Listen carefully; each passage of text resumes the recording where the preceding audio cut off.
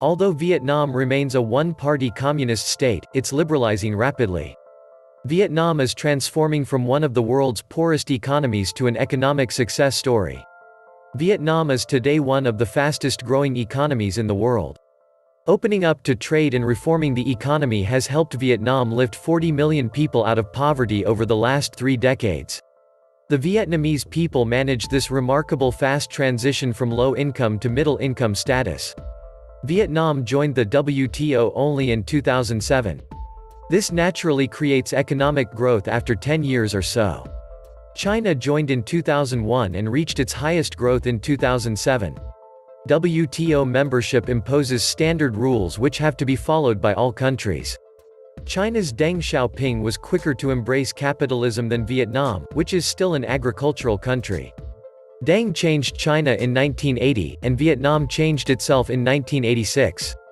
The downside is that Vietnam will get all the headaches associated with growth, such as expensive real estate, traffic caused by cheaper cars, and pollution from industrialization. Business in Vietnam is booming, but its success has raised a few eyebrows in Washington, with US President Donald Trump complaining that Vietnam's trade practices are worse than China's. Vietnam is emerging as a winner of the trade war but could become a potential new target of Washington. Today, China invests in labor-intensive enterprises in Vietnam and use Vietnam as a transit point as more companies consider Hanoi as a new hub of manufacturing. Vietnam is today emerging as an alternative to Chinese manufacturing in the face of a trade war. But it's still an agrarian economy, the world's third largest exporter of rice. Vietnam is 1/10 the size of China.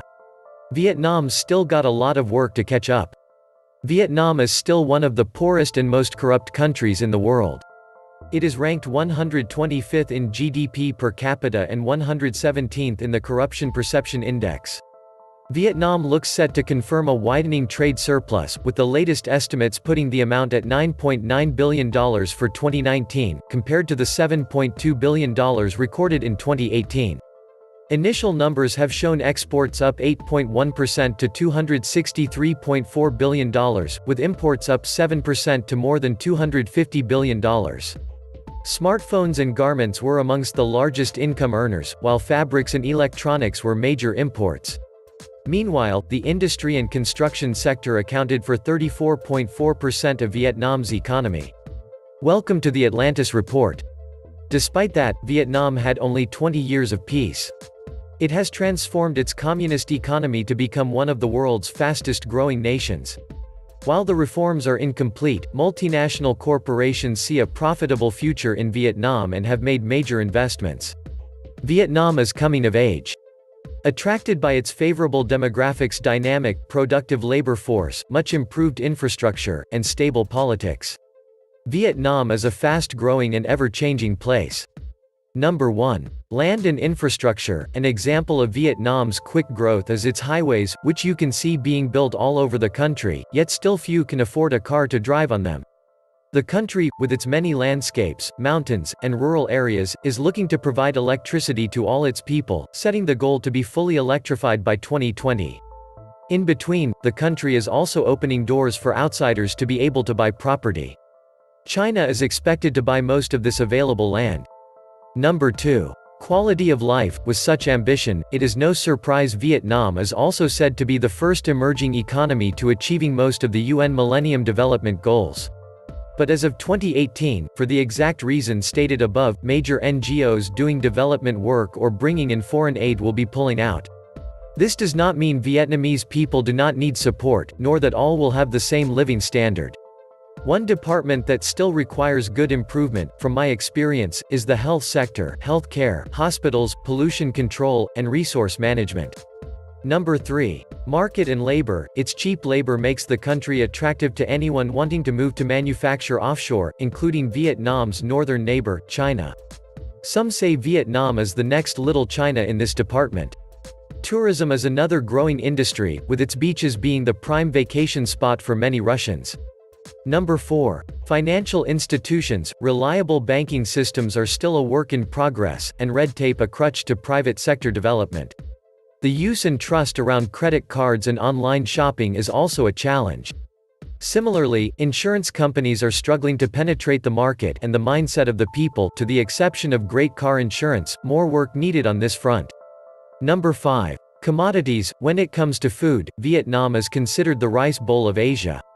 It is a major exporter of commodities such as rice and coffee, and this will continue to grow over the coming years.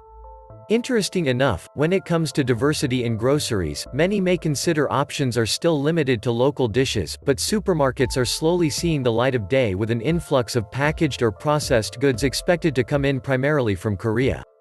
While it can be seen as progress, this also competes with traditional markets and small family businesses.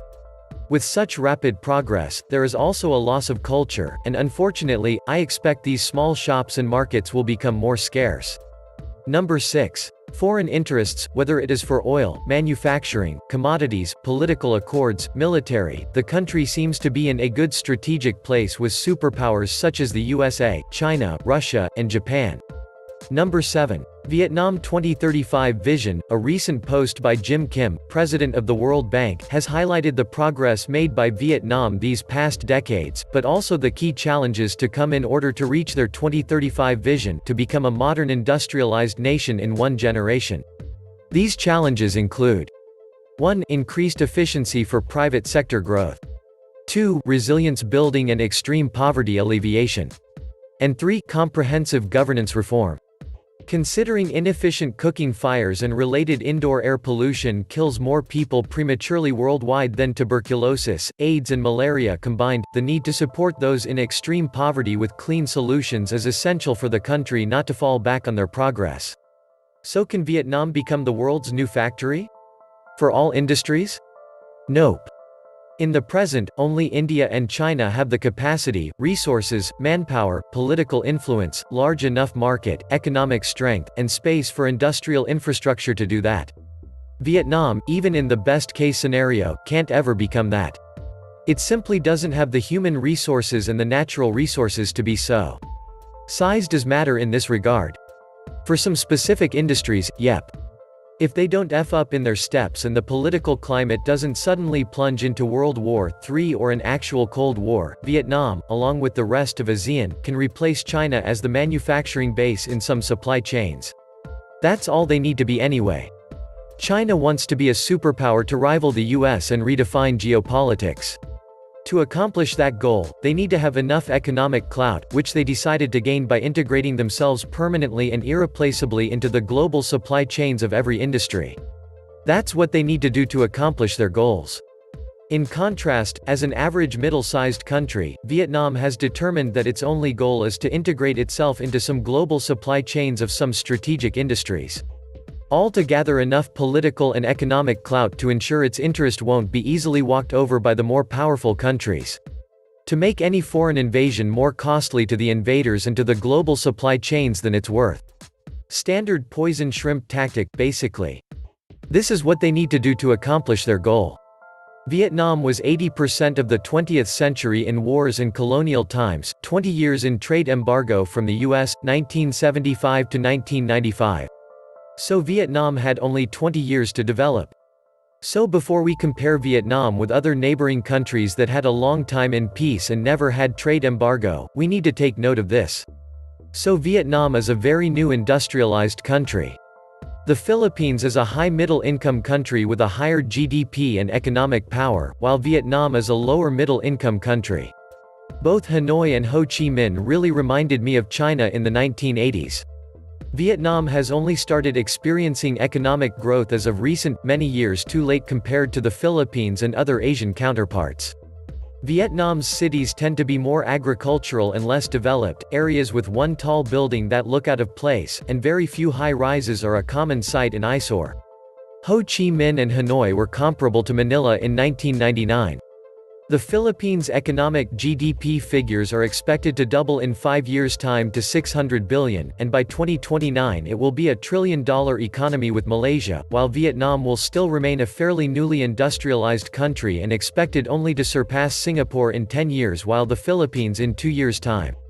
Vietnam is doing very well in terms of economic GDP growth and exports, but they still need some time to catch up with the 5 powerhouses of ASEAN: Thailand, Indonesia, Philippines, Malaysia, Singapore. In my opinion, in the short term, Vietnam's economy will boom because Trump's trade war forces Chinese manufacturers to move to Vietnam. That's why the Vietnamese government made some laws against protests this year, because Vietnamese are generally anti-Chinese, and that's why Vietnam's GDP is high. An estimated 1.5 million Vietnamese fled to the US after the fall of Saigon in 1975, seeking a better life for their families. But as memories of the war fade and as business opportunities expand in the communist country, some children of those immigrants are moving back, drawn by Vietnam's new economy and old culture. I am optimistic about Vietnam in the short term, but pessimistic in the long term because it ties the Vietnamese economy too much with the US. After Trump's term, the trade war will end, and the foreign investors will easily leave Vietnam, causing a crash like during the Asian crisis, and their government will not be able to withstand it. This was the Atlantis Report. Please like, share, and subscribe. Thank you.